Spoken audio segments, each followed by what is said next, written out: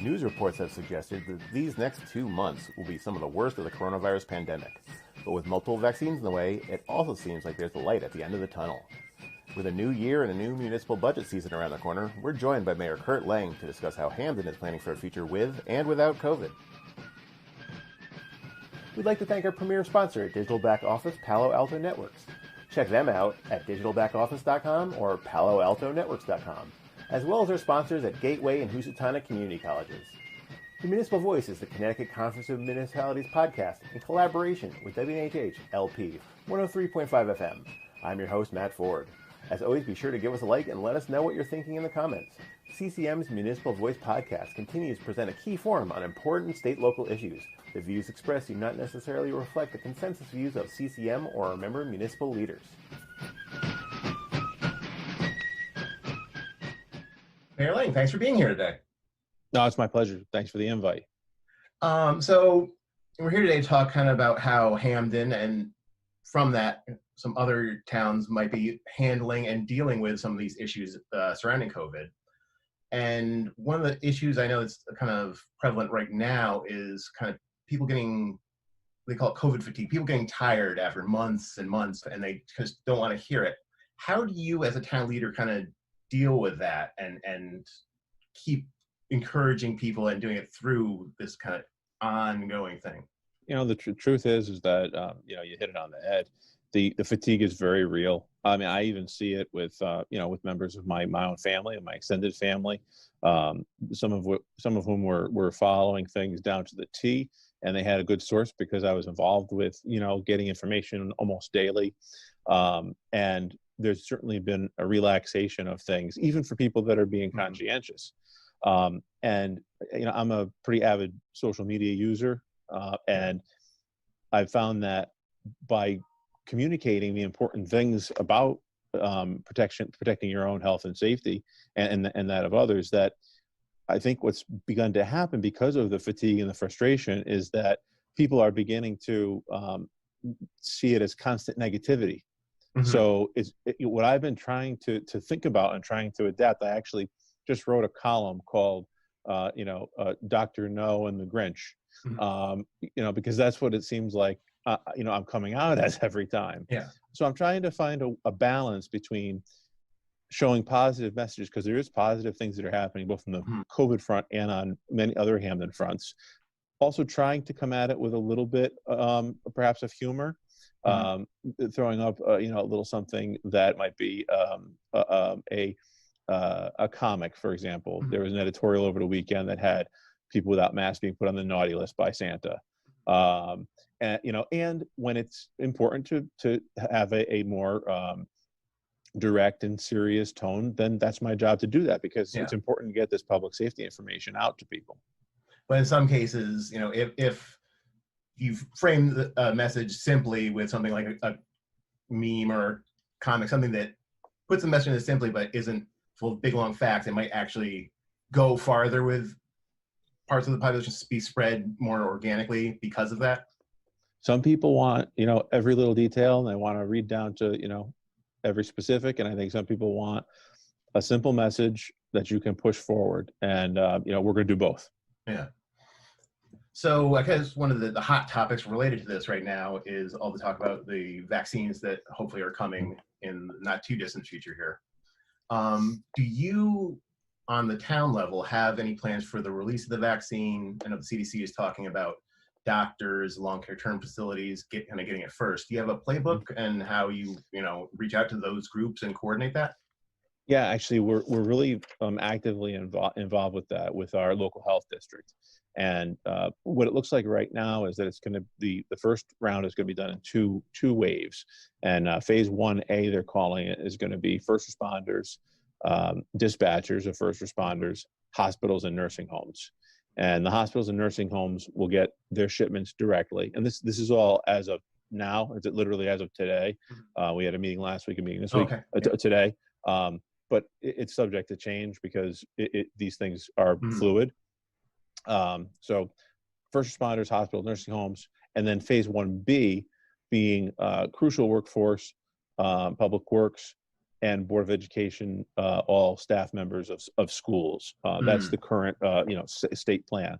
So we're coordinating with the health district because they're going to be responsible for everything but the hospitals and the nursing homes that'll get it direct shipped, and working out the really nuanced details of exactly how it's done, and how it's done in a safe environment, and how it's done while ensuring that the person that's coming for the vaccine doesn't have COVID, so as to not spread it to others. So there's a lot of layers of it, and the vaccine itself, it's wonderful news, the effectiveness of it. That's the great side of it.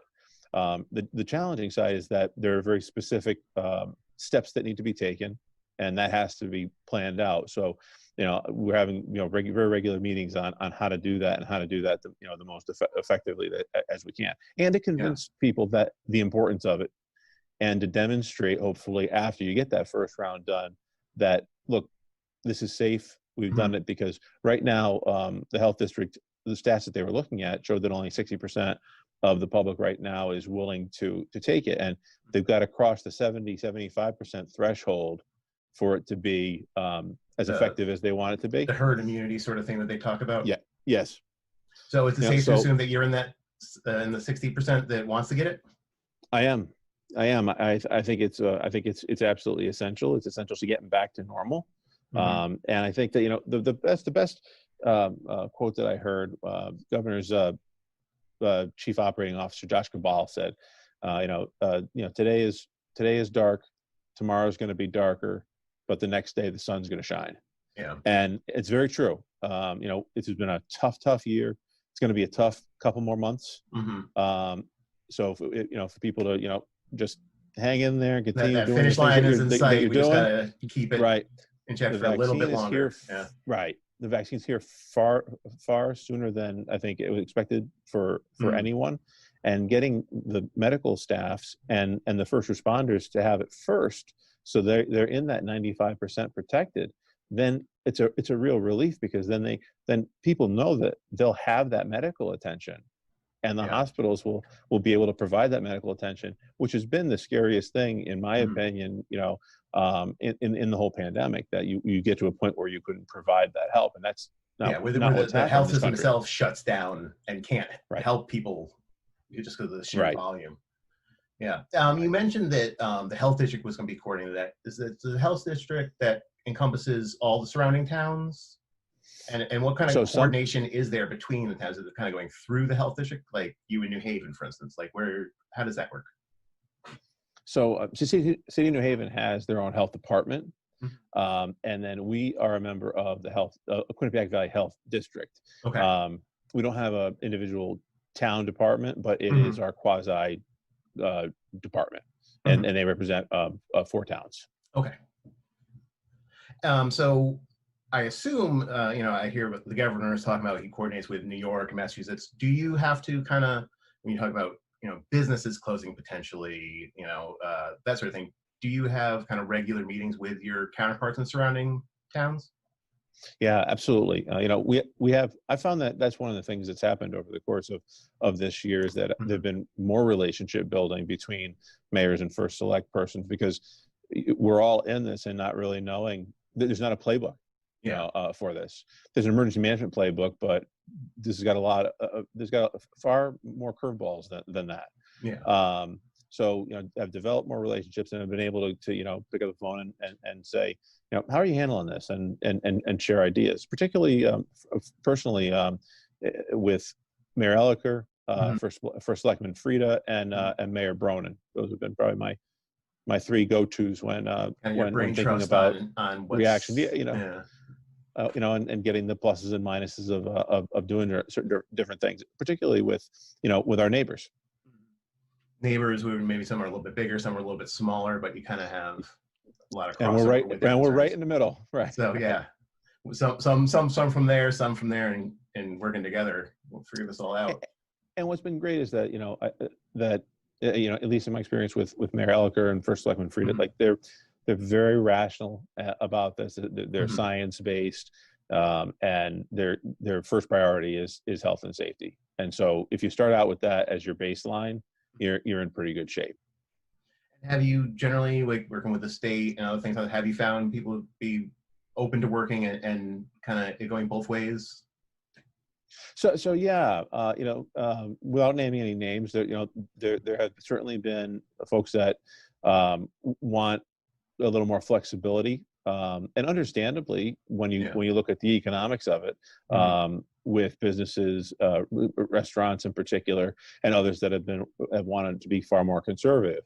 I think the state has done a remarkable job in the face of this thing, of trying to strike that balance, but really also, especially early on, getting Connecticut in a position to be ahead of the curve a little bit. Yeah. But it's challenging because now, it's back. Like you said, people don't want to hear it anymore. Yeah. The holidays are here, and I hear over and over again, even with my own family, but it's Thanksgiving, but it's Christmas, but it's Hanukkah. Those things, are very real, and there's a sense that it's just once. Yeah. But the problem is that I think we're going to see in the next couple of weeks is that it's just this once Thanksgiving is going to have a real impact. So what I'm hoping is that I hope I'm wrong first. Yeah. But if I'm not, and the numbers go up substantially in that time period, then hopefully people will reflect a little bit more about the holiday season moving forward and New Year's. And if you're going to do something with others, do it outside. Yeah. Get that airflow moving. Wear your masks if you're going to be inside. Because there's ways to do things. It's not necessarily an all or nothing proposition. Yeah. You look at your risk assessment and you try to reduce risk as much as you can, and that puts you ahead of the game again. Yeah, kind of everything operates not just on a black or white. There's lots of degrees in between there. It was a really simple thing, but it was made really clear to me in the beginning. Chief Merweed, who's our fire chief and our emergency director, said, "Look, here's a simple one. I was telling my father-in-law, he's going to the grocery store 3 times a week, and he said, here's risk mitigation. Instead of 3 times, go once. Now everything you need for the week. Yeah. Now you've reduced it by 2/3, and it was like, you know what? That applies across the board." And it's a simple concept, but it really is an important one to think about.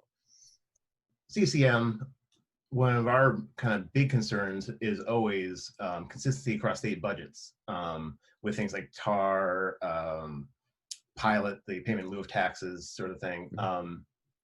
And the uncertainty of those always kind of makes budgeting season difficult for our towns.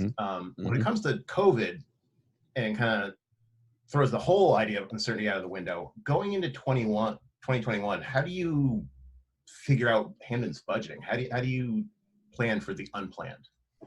So that's a really great question, and the answer is that we're gonna continue to watch what's happening really closely, and continue having those discussions with the state. But you have to think about the uncertainty. So, I'm not trying to kind of pass the question, but I don't think we know yet. I can tell you this: if the federal government does not assist states and cities, then you're missing a crucial segment of the economy. You're not going to have the economic recovery that everyone wants globally. So I am hopeful. In fact, I'm optimistic that there'll be a deal struck at the federal level that'll provide some assistance. That assistance will go a long way. That assistance will go a long way to the overall budget pictures. Then it's a matter of trying to hold on to, what the things that are in the budget now.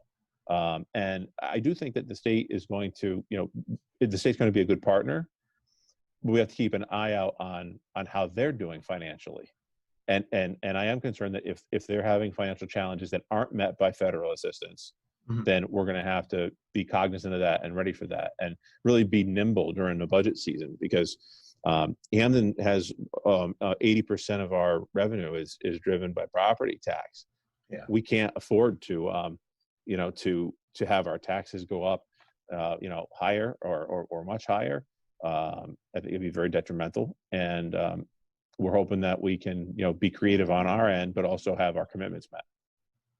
In the intro, I talked a little bit about how, the vaccines are kind of on the horizon now, which we still got a lot to get through to get there, but it does kind of make you think about the future. What do you have going on coming up in Hamden that isn't COVID related, and how are you prioritizing those issues now, while the uptick is still happening, but the COVID. So how do you plan for it after, while still dealing with right now? Yeah, it's not. I can tell you, it's really not easy. It's not easy, partially because you get the fatigue yourself. But I've kind of kept myself focused on three things: continuing public safety. So public safety includes COVID response, but it also includes police enhancements and reforms. It includes the fire department and ensuring that they're staffed properly, and that the equipment that has some challenges, is repaired and replaced so that their response times can be as effective for any medical issue. Social services has been number two, making sure that we have, our protections there for our many residents that need some help. Just to put it into perspective, the Board of Education, who've been really great partners, not only on the education side of things, but also as a social service partner, they've provided 270,000 meals to Hamden residents since COVID began. And that number is just staggering to me. It's about 1,000 meals a day right now. Our food bank has never shut down. We've actually enhanced, a lot of our programs that come from the Keefe Center, and we got a COVID allocation of CBBG, our Community Development Block Grant, a second allocation that's COVID focused, and will go to support prevention activity, but also support activities, which will include things like warming centers and meals and other safety net issues that are critical to our town. So those are things that I think we have been working on, and we're going to continue to work on enhancing into 21 with the promise of being able to do it a lot more effectively, because hopefully we'll be able to, let's say by summertime, do it together again. Because there's an importance to that. This Zoom interaction, it's effective as a tool for meetings, but there's a lot that's lost in not being in a room together and being able to communicate together. And I think I've seen that across every section of of not only municipal government, every section of life. Yeah. So talking about the future and some of the things, is it almost like in some ways COVID ended up being a stress test on systems that were there before and are needed for other things, but it just pushed them to the limit and showed some of the shortcomings of some of the systems we had in place? Yeah, that's an interesting way to put it. I would say that it actually probably worked both ways. It showed the areas where you really were stronger, maybe even than you expected, because you were able to shift quite quickly from one service delivery model to another, more remote, but still have it be as effective or very close to as effective, which was surprising in some cases, given the amount of change. And yeah, sure, it shows in some areas where you needed to do more in getting messaging out, and in the provision of social services. That just because COVID is here, it's certainly exacerbated some of the financial issues that people have, but a lot of the financial challenges, such as hunger, financial challenges that create issues of hunger. 1 in 6 families in Hamden are families that are on the border or are actually designated as being in that pool of people that are hungry, that are missing food. And you don't think of that as when you think of the town. I don't think of that. I think of any town or city in the state. It's a really high number. And that's not COVID. It's just real. So I think that the service delivery of social services and the essentialness of it is something that it has been front and center and will continue forward. And then with the police department, we'll talk about reform and kind of enhancements. It's delivery. So some of the things that we've been working on is trying to have mental health partners and risk partners that might actually be the dispatched entity when a particular call comes in, because they're more qualified to provide the best service. Yeah. So, for example, you get a mental health call, you get a challenging mental health call. Our police are trained, but they're not clinicians, and they don't profess to be. So they do their best, but they're not the right tool for the job. And so that's something that I think, whether it's COVID related or whether that's been just something that, because of all the discussions of police reform, has come out really clearly. I think that's an incredible, violence prevention, a model and an opportunity to really put the resources where they'll be the most effective. Yeah. So it sounds like, some of these changes that are happening right now could, in the long term, make these systems stronger in the future for whatever comes our way next. Hopefully not another thing like this, but whatever their way next, we'll be prepared for. Hope not another pandemic, but yes, absolutely. I think it'll put us in a better situation, for that next day and for whatever that next thing is. And then last but it's not least, it's first, is continuing to work on the finances of the town, because if you don't have your financial house in order, even with all the challenges that are out there, then you don't have that foundation to provide the service. So you have to make sure that you're tending to the stewardship of the finances during that time. You are listening to the Municipal Voice on WNHH 103.5 FM.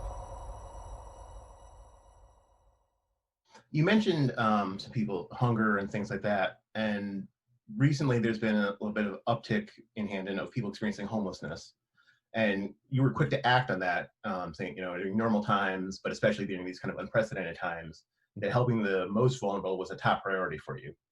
And you held a virtual town hall on the topic that earned praise from the Connecticut Coalition to End Homelessness as kind of an innovative way to start to address these problems. Can you tell us a little bit about that virtual town hall? Sure. So, just globally, there has been, an increase in homelessness, but it would be not being fully transparent if I didn't say the following. It's also been an acknowledgement and a commitment to addressing an issue that already was there. And the way we handled it previously was that there's entities that are there for this, and we could recommend someone go to a particular place. But we realized that if we're going to put meaning behind what we're speaking about, wanting to assist people that are homeless and are having these challenges, then we had to do a little bit more and to do it more proactively. So we've been doing warming centers. This will be our third year. We've partnered with Columbus House on a lot more things, including proactive visits to the homeless with Columbus House, or with our neighborhood initiative, which is our hyper-focused community policing division. And the virtual town hall that was held, it was Dr. Chow of the coalition that reached out to Adam Sendroff, who is our social services czar, and talked about what we were doing and some of the things that we could be doing. And I think the reason was because they appreciated the fact that Hamden and other places, are taking the issue more seriously and are trying to be active, positive players in helping the population. And I'm extraordinarily proud of the work that's been done, and appreciative of Columbus House and some of our community partners that have helped us, from the faith-based community in particular, for our warming centers, and trying to show people that your municipality cares, and if there's some services that you need and are willing to take, that they're there for you. So it sounds like those partnerships are more important than ever. Without question. Even pre-COVID, I think my biggest realization as mayor after a few years was, if we don't lean on our partners for things, and not only lean on, but actively pursue our partners to come in and help us out, that you really just can't be successful in the current environment. There aren't the resources, there aren't the minds, there aren't the hands. But if you put the town of Hamden with United Way, you know, as an example, you know, that's a real strong team that you put together. You know, if the town of Hamden is working with CCM on an issue, the resources of a statewide organization, you know, don't do things on your own if you don't have to, because you could be far more effective by bringing in people that have the additional expertise and the additional, you know, manpower sometimes. Yeah. So sometimes it's not even a matter of inventing new things or whatever. It's working with the right people who you may already have a relationship with, and utilizing those tools that are already available to you. And asking the question. That's, I think, been the biggest thing. If you don't ask, you will not receive. You know, the worst thing that you're going to get is, sorry, I can't help you. You know, if you ask a question of Quinnipiac University, you know, of United Way, you know, of one of our faith-based, you know, partners. But the vast majority of the time, the answer has been either yes, or it's been, you know, I might not be able to do that exact request, but here's maybe a couple of things that we could do to help with, you know, a particular issue. And that's happened really left and right throughout this process. A little bit more positive thing related to this, but another resource that has been increasingly utilized throughout the pandemic has been Connecticut's parks. And it's only been 2 years in Hamden since Sleeping Giant, you know, got torn up by the hurricane there. And also, I think Hamden is kind of unique in the area for having some areas that are dense and very city-like, but you also have Sleeping Giant, some of these more open areas. Have you done anything recently to preserve open spaces? Anything like investing in more outdoor activities, having seen sort of how popular they have become? Yeah, actually, yes. Like start off with, I've recognized that Hamden and Connecticut, I'm very thankful to be living here, because there's so many more opportunities to go out and do something outside. You know, my son and I, you know, we used to go for a day trip, and the day trip might have been to an indoor laser tag and bowling, or you know, something of that nature. And we've been able to find all kinds of different things to go on different hikes and to, you know, explore, you know, really interesting things that are in the outdoors that, you know, are free, they're good exercise, it's getting fresh air. And we started fishing for the first time. I hadn't fished since I was a teenager, you know, and we found different locations. I caught one, and he jumped off a foot away from me into a bush. My son caught 3 in about an hour on one particular day. We'll chalk it up to beginner's luck. It's a challenge, but those resources are so important, and they've, you know, this has really demonstrated, you know, their importance, because it gives people something to do, an outlet that, you know, you can't you shouldn't assume you just have at, you know, at your home or in every location. And you asked about have we done anything with expansion? We've been working over the last, goodness, probably 6 years. It's taken a long time. It's been a process, but we were awarded a $420,000 grant from the state of Connecticut, and we've put in about $250,000. So it was a 2/3, 1/3 scenario, roughly, to acquire a 50-acre expansion of Brooksvale Park. That was a property that was adjacent to the park, and just expand that park's footprint. And, you know, talk about an amazing resource to be able to go to. You know, Brooksvale Park has everything. You know, it has trails, it has fields, it has it has picnic areas. It's really a wonderful location. And I tell you, I go there, and in 5 minutes I feel more peaceful. And that's something that's hard to get to. And our town is fortunate too, geographically, because there are areas that are more densely populated and less densely populated when it comes to homes.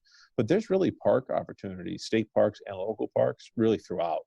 You know, you have West Rock, you have East Rock, you have Sleeping Giant, you have Brooksvale Park, and then you have Rochford Field, and you have Volano Park, Bassett Park. You have a myriad of locations, and that was always part of Hamden's focus. Well, before this, was making sure that that system, our park system was active and alive and refreshed and clean, and new playscapes were put in, because we found that Hamden families really value that. Very high on their list. There's public safety and there's taxes, but then when you get to the next things, what we've found is that what a town provides for recreational opportunities for people to come together. That piece of it's not a good choice right now, but the alternative is a place to get together separated. And so luckily we had, I think, a little bit. We were a little better placed infrastructure-wise than maybe other places. Yeah, I think it's also interesting how some of those investments in parks and stuff also can pay dividends in just growth and stimulating the economy around places. Like, I don't know if it's a town park, but right in Hamden, I think about the Micro Depot being right off of the rail trail there, and how the rail trail is an attraction and people are coming up and down it, and there's a restaurant right there off of it, kind of how it all ties together. Without question, and thank you for bringing it up. I can't believe that I didn't mention the Farmington Canal. The Farmington Canal has been a center point of release for some people, a respite for folks, and as a development driver, without question. You mentioned the micro expansion. Another one that I would mention is the Canal Commons, a development that was done, a very large development on Mather and Dixwell, close to Mather and Dixwell, on Mather Street. And one of the reasons that they chose there was that it was right connected to the canal line, and they filled up and had waiting lists immediately. Despite the fact that a good number of their units are pretty expensive, and it's a beautiful location, and they're looking to develop further. And I do think that brings economic value with it, as well as social value. Yeah, it's really interesting stuff. So talking about the economy a little bit, it's faced a pause, kind of a reset, depending on how you look at it. And Hamden's longtime economic development director, Dale Krupp, just retired last week. How do you plan to proceed with economic development, and what are some of the things you're looking at to build the economy locally? So that's always a real challenge, and having Dale retire now, although we knew it was coming. He's been here for a long time. I don't think anybody has served through as a department director through as many administrations, Democrats, Republicans, all different personalities. I actually worked with Dale, and then was Dale's boss. So we've run the whole scale. But the good thing is he's not disappearing. Dale's still in Hamden. We're very fortunate that he and his board developed the Hamden Economic Development Corporation, which is still doing redevelopment work in town. So that connection is still there. And then we're working to, certainly recruit someone that is forward thinking in the economic development area. The other thing that we've done and is starting to really, show, I think, a little bit more now, is to work on our development departments. And in the next upcoming budget, one of the things that is going to be a focus for us to try to get some consensus around is putting together some of our development departments that are separated now under one umbrella, so that we have more of like a one-stop shop. Because I've had a lot of contractors that have come and talked to me over the years about how challenging it is to either navigate residents having a challenge navigating the different approvals, despite despite good attempts. It's not, I don't think that people aren't attempting to do it. It's just that the process is cumbersome if you don't know it and haven't done it for a long time. And on the contractor side, they've had challenges with getting applications and doing it digitally. For example, we put our building department into a digital format. Having them come together so you have a one-stop shop and kind of an ombudsman that they'll say, listen, okay, what are your needs? Let me see if I can walk you through it. I think will be an incredibly refreshing thing to have. And if you have that kind of welcoming presence for your development departments, that word's going to get around pretty fast. Because the bad reputation gets around really fast, and I think the change will do the same.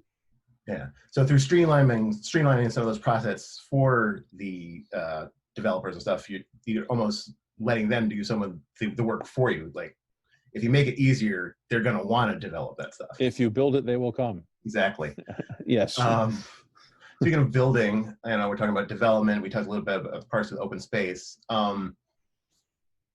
With the open spaces that are available, do you have plans to increase housing stock in Hamden? And if so, is affordable housing part of that idea or other possible developments? Yeah, I think affordable housing is always something you have to be thinking about, because affordable housing isn't even a word I like to use. It's workforce housing. Yeah. You know, and you know, housing is expensive in Connecticut, and we have the most regressive tax system in the world. You know, in the United States, I think certainly, in the property tax being our almost sole source of local revenue. So we are open to development opportunities, and one thing in particular that we're doing proactively is there's a property on Hartford Turnpike that was a state of Connecticut property that was used for different things over the years. There was a proposal within the decade to consider turning it into a prison facility, and we opposed that idea because it's right smack dab in the middle of a residential neighborhood, and literally a stone's throw from a church, 2 daycares, and a school. Just not a good selection for that environment. And so we made it clear that we were interested in being in the mix if that were ever become available. And through a little bit of lobbying and discussions, it did. And we had the opportunity, and we are working on the opportunity of buying that property and developing it. So you develop it, you bring it onto the tax rolls. You have active control over what it becomes, as opposed to no control whatsoever. And the development studies that are being done right now, the market studies that are being done on that property for us, are showing that that housing, assisted living, are probably some of the most likely proposals that you're going to get. So that's one specific I can mention. Yeah, I think you mentioned they're bringing it onto the tax rolls, because that is an important point. Is we are so dependent in Connecticut on the local property tax, and that hunk of property there that you're talking about was state land, and therefore was not taxable for you as a town. So it was just sitting there, right, not doing anything for you or for the state for however long it was. It was an expense on the state because they actually meticulously maintained it to their credit. So and it's 40 acres plus, so it's not a simple parcel to keep under maintenance, and it wasn't doing anything for Hamden. So yeah, there's a lot of work still to be done, but that's a potential for a big win-win situation. Yeah, so I guess kind of in closing, looking forward, is there anything else that Hamden has plans for 2021 that has you excited? That it's not going to be 2020. We're all going to be excited about that one. I think that 2021 has a lot of promise. I think that we were built. We had a lot of good momentum working on bringing our community together and trying to face issues of equity and expanding social service opportunities that we discussed before. And I think that 2021 is very ripe with potential for continuing and expanding upon those things that are important to us value-wise, some of which we've been able to enhance during COVID, and some of which we haven't been able to address as effectively during COVID. Having our true race dialogues and equity dialogues and meaningful plans that come out of those that you can actually implement to do something with, as opposed to just talking about it.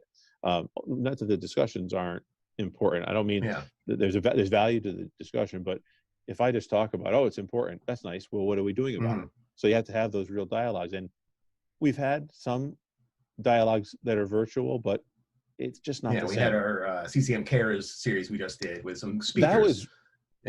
That was wonderful. When I was mentioning that, I want to make sure to be clear that I wasn't. But in 2021, taking some of those discussions that we had this fall while we were all stuck inside and implementing them in the real world when we can all get outside is something to look forward to. And building on it and allowing then your local people to interact with each other and be cognizant a little bit more about, okay, these are things that I hadn't really thought about or learned about myself, and how I'm going to act in this world now. We will look back on 2020 and see a lot of things that were negative, but we're also going to look back on 2020, and I'm hopeful that we'll also be looking back on some things that through a tragedy, through a series of tragedies, there are some things that'll come out of it that will be positive for society. Yeah, well, maybe we can all emerge a little bit stronger. If we, Wouldn't it be together. nice? It would be nice. Well, Mayor, thanks so much for speaking with us today. My pleasure. I always enjoy the discussions talking about our municipal issues. Thanks to our premier sponsor, Digital Back Office Palo Alto Networks, which you can check out at digitalbackoffice.com and paloaltonetworks.com. Also thanks to our sponsors, Gateway Community College and Housatonic Community College. Learn more at gatewayct.edu and housatonic.edu. The Municipal Voice is a co-production by CCM and WNHH 103.5 FM. Kevin Maloney is our executive producer, Christopher Gilson is our producer, Harry Draws is on the boards, and I'm Matt Ford, your host. Be sure to check out our Facebook page and give us a like, and watch out for our CCM chat series on our YouTube page.